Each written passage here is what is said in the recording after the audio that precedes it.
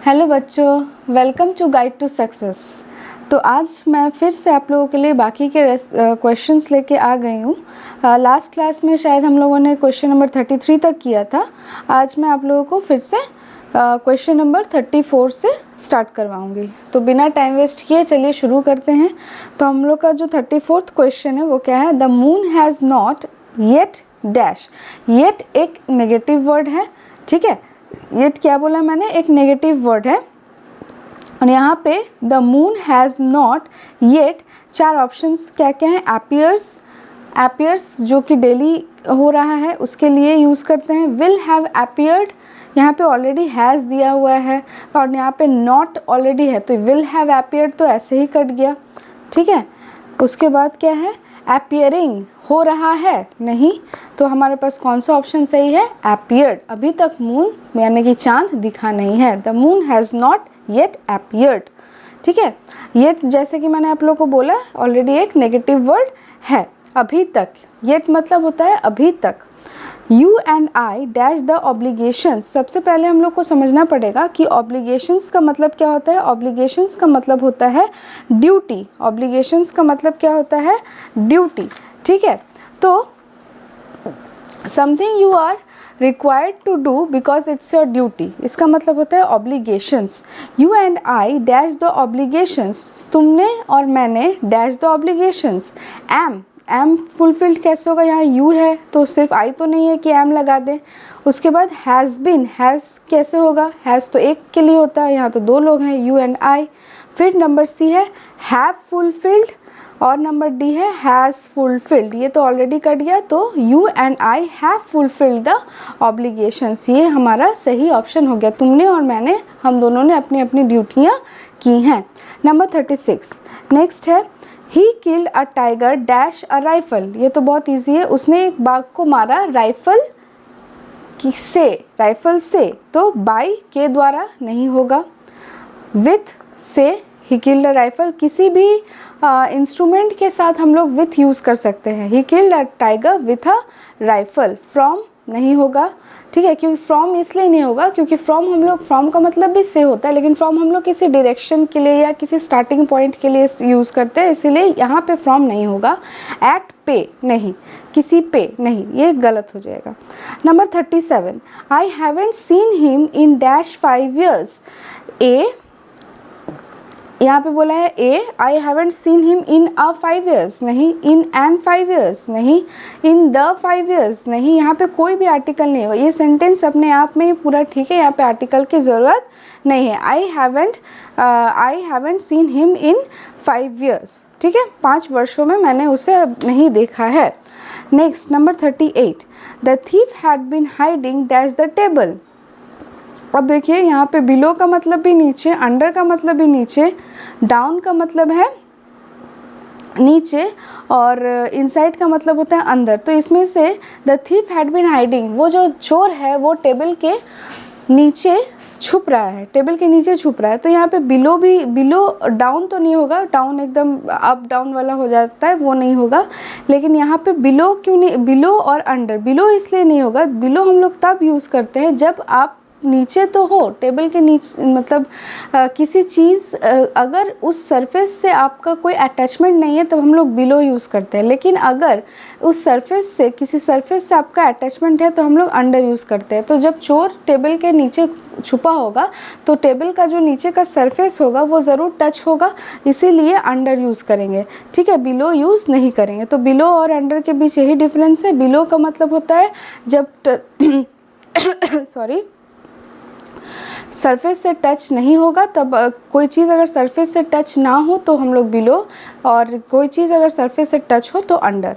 Number 39 ये मत सोचिए कि मैं आप लोग को अभी इसको डिटेल में पढ़ा रही हूँ, मैं अभी बस ये आप लोग को सॉल्व करवा रही हूँ और इसीलिए मैं थोड़ा छोटा छोटा डिस्क्रिप्शन दे के आगे बढ़ रही हूँ। 39 the government by the representatives of the people is called. जिस गवर्नमेंट को वहाँ के एरिया के, वहाँ के जगह के लोग चूज़ करके लेके आए, उस गवर्नमेंट को क्या बोलते हैं? ऑटोक्रेसी। ऑटोक्रेसी का मतलब होता है one person has complete power in a country. जब सिर्फ एक इंसान का कंट्रोल हो उस कंट्री के ऊपर, उसको बोलते हैं ऑटोक्रेसी। जैसे इंडिया हमारा ऑटोक्रेसी नहीं हो सकता क्योंकि हम लोग यहाँ के गवर्नमेंट को चुन के लाते हैं, लेकिन जिस जगह का गवर्नमेंट वो एक इंसान हो, एक इंसान का कंट्रोल पूरे एरिया पे हो या पूरे जगह पे हो, उसको ऑटोक्रेसी बोलते हैं। नेक्स्ट है डेमोक्रेसी। हाँ, डेमोक्रेसी का मतलब government of a country is elected by the people, जहाँ के लोग वहाँ के गवर्नमेंट को चूज़ करते हैं। नंबर सी क्या है? Socialism, where society controls rather private individual. यहाँ पे जहाँ पे सोसाइटी कंट्रोल करता है, बाकी सब चीज़ों को कोई एक इंडिविजुअल नहीं कंट्रोल करता है। और एनार्की का मतलब क्या होता है? A situation in which people do not obey rules and laws. जब ऐसा सिचुएशन आ जाए कि लोग वहाँ पे कोई रूल ना माने, कोई लॉ ना मांगे, जैसे कि अभी एक नॉर्थ ईस्ट कंट्री में शायद हो रहा है ऐसा ही कुछ, तो उसको बोलते हैं एनार्की। ठीक है, तो ऑटोक्रेसी मतलब समझ गए, डेमोक्रेसी मतलब समझ गए, सोशलिज्म और एनार्की। तो ये the government by the representatives of the people is called democracy. Number 40, bicyclist dash remember to signal when they turn. ये रूल की बात कर रहा है, ठीक है, और जब भी रूल की बात होता है तो हम लोग मैक्सिमम शुड या मस्ट यूज़ करते हैं। तो नंबर 1 होता है मस्टंट, मतलब मस्ट नॉट नहीं। बाईसाइक्लिस्ट को जब वो लोग जब वो लोग टर्न करते हैं तब सिग्नल लेना चाहिए, तो यहाँ पे तो नेगेटिव बोल रहा है तो ये कट गया। नेक्स्ट है हैज़ टू बाईसाइक्लिस्ट्स है, प्लूरल फॉर्म है तो हैज़ टू कट गया। अच्छा, हैड टू भी नहीं होगा क्योंकि ये पास्ट की बात नहीं कर रही है, ये हमेशा की रूल की बात कर रहा है, तो ये भी कट गया। हाँ, मस्ट सही ऑप्शन है क्योंकि ये एक पर्टिकुलर रूल की बात कर रहा है जो हमेशा फॉलो होना चाहिए। तो bicyclist must remember to signal when they turn. Next है 41, did you dash this colour. अच्छा, डिड यू ऑलरेडी पता चल रहा है कि हमको ये पास्ट में है, तो चूजिंग कर रहे हो, क्या तुम ये कलर पसंद कर रहे हो? नहीं। चूज़ तो ये तो प्रेजेंट में हो जाएगा, चूजेस भी प्रेजेंट में हो जाएगा, तो बचा क्या? चूज़ का past form chose. Did you chose this colour? Complete. 42, he hurt his food he stopped. Choose the correct combination. यहाँ पे he hurt his food he stopped, तो यहाँ पे क्या होगा? यहाँ दो एक्शन की बात हुई है। पहले तो उसने अपने फूड को हर्ट किया, फिर वो चुप हो गया, फिर वो रुक गया। तो दोनों में से पहला एक्शन क्या हुआ होगा? पहले उसने अपने फूड को हर्ट किया, फिर वो जाके रुक गया, तो क्या होगा? He hurt his food and stopped. And से नहीं होगा, ठीक है, कि उसने अपने फूड को चोट पहुंचाया और फिर वो रुक गया। नेक्स्ट है stopped because he had hurt his food, ये स्टार्टिंग ही गलत है। Hurting his food he stopped, ठीक है, ये वाला सही है, उसने अपने फूड को चोट पहुंचाया और वो रुक गया। Stopped as he hurt his food, कि कौन? ये तो मेंशन ही नहीं है, तो ये भी गलत हो गया। 43, the young man has grey hair. यहाँ पे बोला choose the correct adjective in the sentence, बहुत इजी है। द यंग मैन, ठीक है, has grey hair, the young man has grey hair, तो यहाँ पे क्या हो जाएगा?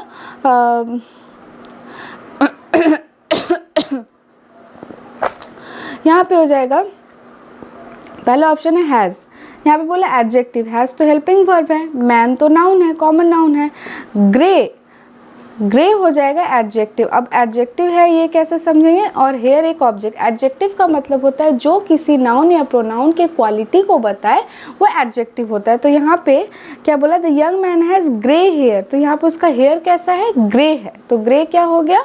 एडजेक्टिव हो गया, क्योंकि ये हेयर के क्वालिटी को बता रहा है, इसीलिए ग्रे। ठीक है। Has anyone seen this see the wind? No. अच्छा, यहाँ पे बोला choose the correct assertive sentence. बच्चों, असर्टिव सेंटेंस का सबसे पहले मतलब समझेंगे। असर्टिव सेंटेंस का मतलब होता है that makes a statements, that makes a statement, that makes a statement. ठीक है, असर्टिव सेंटेंस का मतलब होता है that makes a statement, positive statement. तो यहाँ पे नंबर ए है, no one has seen the wind. यहाँ पे तो ऑलरेडी एक नेगेटिव वर्ड है, नहीं होगा। वाइंड हैज़ नो सीन, ये तो रॉन्ग सेंटेंस है। सीन नो वन वाइंड, ये भी रॉन्ग सेंटेंस है। Has seen no one wind, ये रॉन्ग सेंटेंस है। तो पहला ऑप्शन क्या है, no one has seen the wind, किसी ने वाइंड को नहीं देखा है, no one has seen the wind. ठीक है, ये वाला सही सेंटेंस फॉर्मेशन है, करेक्ट असर्टिव सेंटेंस। और असर्टिव सेंटेंस का मतलब मैंने क्या बोला, कोई स्टेटमेंट हो या कोई फैक्ट डिक्लेयर करे तो वो असर्टिव सेंटेंस हो जाता है। 45 turn the dash before starting the meeting, choose the correct option. तो यहाँ पे बहुत क्या बोला है कि मीटिंग को स्टार्ट करने से पहले टर्न करो लाइट्स को। तो turn the lights on, lights up, lights ऊपर करो, नहीं। लाइट्स बाय के द्वारा, नहीं। लाइट्स ऑफ, मीटिंग करेंगे तो लाइट्स ऑफ क्यों करेंगे, ऑब्वियसली ऑन करेंगे। तो ये तीनों ऑप्शन कट गया, सही ऑप्शन हो गया turn the lights on before starting the meeting. 46 how much weight can dash ant carry, choose the correct option. very easy, ant है, एक ant कितना वेट कैरी कर सकता है। और आर्टिकल्स तो हम लोग को पता है, आर्टिकल्स तो पता है कि कैसे भावल साउंड से और कॉन्सोनेंट साउंड से हम लोग पहचानते हैं कि आर्टिकल क्या है या भावल क्या है। ठीक है, हम लोग बस AEIOU नहीं देखते हैं, हम लोग देखते हैं आर्टिकल साउंड या भावल साउंड। ठीक है, अ आ ई उ, ये सब क्या है, आर्टिकल साउंड है। और भावेल साउंड क्या है, BCD, ये सब। ठीक है, तो ऐसा नहीं है जैसे कि ऑनरेबल, मैं जब आर्टिकल चैप्टर पढ़ाऊँगी तब आप लोग को डिटेल में समझाऊंगी। ऑनरेबल तो स्टार्ट किससे हो रहा है, एच से, लेकिन एन हम लोग यूज़ करते हैं, क्यों, क्योंकि ऑनरेबल से प्रोनाउंसिएशन होता है। ठीक है, तो ये हो गया आपका साउंड। तो how much weight an ant, a का उच्चारण हो रहा है ना, तो यहाँ पे कौन सा आर्टिकल लगेगा, एन आर्टिकल। ए कट गया, द कट गया, ये वाला ऑप्शन भी कट गया। Number 47 the store house was infested dash rats, ये जो स्टोर हाउस था वो रैट्स से इन्फेस्टेड हो चुका था। इन्फेस्टेड का मतलब क्या होता है, सबसे पहले तो ये जानेंगे। इन्फेस्टेड का मतलब होता है फुल ऑफ, फुल ऑफ, किसी चीज़ से भरा हुआ। तो जो स्टोर हाउस है वो इन्फेस्टेड विथ रैट्स, किससे भरा हुआ है, रैट्स से भरा हुआ है। इन्फेस्टेड के साथ हमेशा विथ वर्ड आता है, इन्फेस्टेड ऑफ नहीं, ऑफ नहीं होगा। ठीक है, infested of rocks, about, from नहीं होगा। Sorry, I don't know how the money I kept in my wallet got dash, got stolen, still, stole, stilled, stilled नहीं होता, ये एक रॉन्ग वर्ड है। स्टिल का पास्ट फॉर्म होता है स्टोल। तो यहाँ पे गॉट है, गॉट। ठीक है, तो यहाँ पे गॉट हो जाएगा स्टोलन, V3। ठीक है, गॉट स्टोलन, ना कि स्टोल, ना कि स्टिल। स्टिल तो होगा ही नहीं क्योंकि प्रेजेंट फॉर्म है, और ये स्टोल भी नहीं होगा। यहाँ पे क्या हो जाएगा, got stolen. Next, choose the correct sentence, what might have happened to the boy. What, अब यहाँ पे देखना है कि कौन सा ऑप्शन इन चारों में से सही है, मतलब सेंटेंस फॉर्मेशन कौन सा सही है। What might happen to the boy, यहाँ पे हम माइट हमेशा हैव के साथ आता है, माइट कभी हैज़ के साथ नहीं आता है। इसीलिए यहाँ पे ये सबसे पहले तो ये किस टाइप का सेंटेंस है, क्योंकि लास्ट में क्वेश्चन मार्क है, तो ये एक इंटरोगेटिव सेंटेंस है। ठीक है, इंटरोगेटिव सेंटेंस है in the present perfect tense, present perfect tense, have, might. ठीक है, present perfect tense. Might have का मतलब क्या होता है, कुछ ऐसा चीज़ जो पास्ट में हुआ होगा। Might have happened to the boy, what, उस लड़के के साथ क्या हुआ होगा। पास्ट की अगर कोई बात की जाए तो कोई एक पॉसिबिलिटी दिखाता है जो पास्ट में हो। After might we never use has. अच्छा, यहाँ पे हैज़ क्यों नहीं हुआ, क्योंकि माइट के बाद हैज़ नहीं होता है, माइट के बाद क्या आता है, have. What might have happened to the boy, ये कट गया, ये सब कट गया, क्योंकि इसमें भी हैज़ है, इसमें भी हैज़ है, इसमें भी हैज़ है। माइट के साथ हैज़ नहीं आता। हैपनिंग क्या हो रहा है ये नहीं होगा। व्हाट मे हैज़ ये भी नहीं होगा। Number 50 Shahjahan dash the Taj Mahal, Shahjahan builded, Shahjahan ने ताजमहल बनाया। पास्ट की बात हो रहा है। बिल्डेड, बिल्ड का पास्ट फॉर्म बिल्ट होता है, ना कि बिल्डेड, तो ये रॉन्ग है। विल बिल्ड, बनाएगा, तो ऑलरेडी पास्ट की बात हो रहा है। बिल्डिंग बना रहा है, नहीं, बिल्ट, ये हो गया सही option. 51 there were several policemen dash duty, बहुत सारे पुलिसमैन ड्यूटी पे हैं। जब भी पे की बात होती है तो ऑन ड्यूटी। से नहीं होगा, टू, फॉर, के लिए, ड्यूटी के लिए है, नहीं। एट, यहाँ पे एट नहीं होगा, टाइम की बात नहीं हो रही, इसीलिए क्या हो जाएगा, on. There were several policemen on duty. Can dash talk for a minute, यहाँ पे बोला है कैन डैश टॉक, क्या हम लोग कुछ देर के लिए बात कर सकते हैं। अच्छा, हम लोग क्या कुछ देर के लिए बात कर सकते हैं, तो यहाँ पे क्या होगा, after can we can you. अच्छा, कैन के बाद हम लोग nominative case he she they और ये सब यूज़ कर सकते हैं, ना कि कोई प्रोनाउन जैसे कि हिम, हर, देन, ये सब नहीं यूज़ कर सकते। हम लोग क्या यूज़ कर सकते हैं, nominate subject in the nominative case. Nominative case मतलब जैसे कि can he, can she, we, ये सब। लेकिन कैन हर, कैन हिम, ये सब नहीं यूज़ कर सकते। तो ये सब नॉमिनेटिव केस, ये नॉमिनेटिव केस यूज़ कर सकते हैं, ना कि ये प्रोनाउंस हिम, हर, देम, ये सब तीनों प्रोनाउन है। तो हम लोग क्या यूज़ कर सकते हैं, we. Can we talk for a minute. ठीक है, number 53, why don't you try it with a hammer. Try hit, why don't you try hitting it with a hammer. Hit, यहाँ पे ट्राई है ऑलरेडी, इसीलिए क्या आ जाएगा, try plus verb plus ING. यहाँ पे try plus verb plus ING. ठीक है, हैव हिट नहीं होगा, हिटिंग, ट्राई हिटिंग इट। तुम इसको हैमर से मार के क्यों नहीं देखते, टू बी हिटिंग नहीं होगा। He requested me to keep the door open. अब देखो ये वाला क्या है, नरेशन चेंज है। He requested me to keep the door open, तो उसने मुझसे रिक्वेस्ट किया कि मैं डोर को ओपन करूँ। ठीक है, एक minute.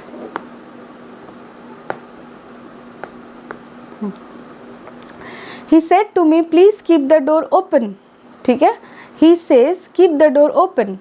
He will say keep the door open. He said, अच्छा यहाँ पे ऑलरेडी हम लोग देख पा रहे हैं रिक्वेस्ट है और रिक्वेस्ट के लिए प्लीज़ ऑलरेडी आ गया है। तो he said to me please keep the door open। अगर हम लोग ये ऑप्शन सही, अगर हम लोग ये ऑप्शन देखते he says keep the door open, ये ऑर्डर हो रहा है, नहीं हो रहा है। he will say, वो बोलेगा, नहीं, यहाँ पे पास्ट में है तो ये फ्यूचर की तो बात ही नहीं होगी। he said do not keep the door open, तो नेगेटिव है तो नहीं होगा।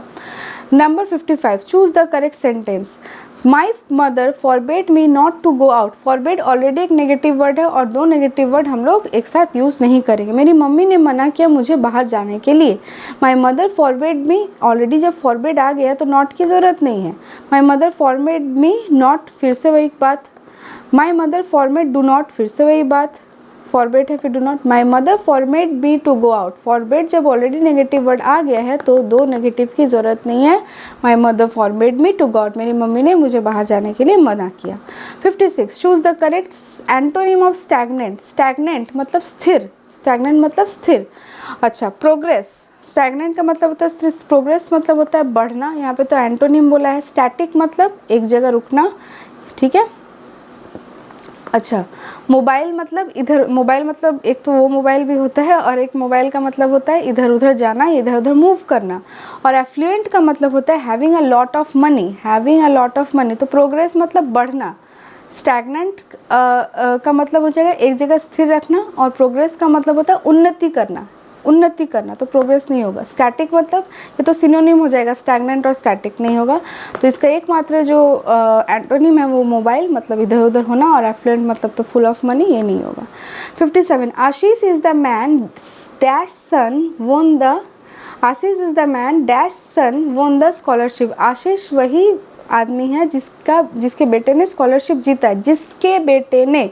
तो आशीष इज़ द मैन हु मतलब तो कौन होता है, नहीं होगा। हुज मतलब जिसके, किसके बेटे ने। वेर, ये तो प्लेस के लिए यूज़ होता है, यहाँ तो वेर की बात नहीं कर रहा है। हुम तो एक मतलब हुम और हुज में क्या डिफरेंस आएगा। This is the person whom I know, यही वही आदमी है जिसको मैं जानता हूँ। लेकिन यहाँ पे बोला है जिसका, जिसके के सेंस में, वो आशीष वही आदमी है जिसके बेटे ने, और जिसके के लिए हुज। ठीक है। 58, the new market dash everything. वो जो न्यू मार्केट है उसमें सब कुछ है। हैज़ और हैव का मतलब होता है उस चीज़ में सब कुछ है। तो the new market is everything, new market ही सब कुछ है, नहीं। वॉज, पास्ट की बात नहीं हो रही है, एक प्रैक्टिकल बात है, तो वॉज नहीं होगा। हैव क्यों नहीं होगा, क्योंकि मार्केट एक सिंगुलर के तरह से पकड़ा जाता है, इसलिए हैव नहीं होगा। तो क्या हो जाएगा, हैज़। न्यू मार्केट में सब कुछ है, has is the correct option. 59, choose the odd one out. Pen से हम लोग लिखते हैं, मार्कर से भी हम लोग कुछ लिखते हैं। अच्छा, पेपर और पेंसिल, पेंसिल से भी हम लोग लिखते हैं, लेकिन पेपर पे हम लोग पेपर पे लिखते हैं। ठीक है, लेकिन ये जो पेंसिल है, मार्कर या पेन, ये सब लिखने का काम करता है। पेपर पे, पेपर तो इन तीनों से अलग है। पेपर पे हम लोग लिखते हैं और ये तीनों से हम लोग लिखते हैं।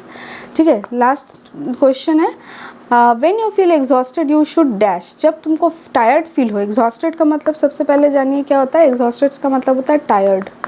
जब आपको टायर्ड लगे तो आपको क्या करना चाहिए, यू शुड हरी, जल्दीबाजी नहीं, रन दौड़ना चाहिए नहीं, ईट खाना चाहिए नहीं, अगर वैसा पागलपन हो तो हो सकता है, लेकिन जो सही ऑप्शन है स्लीप।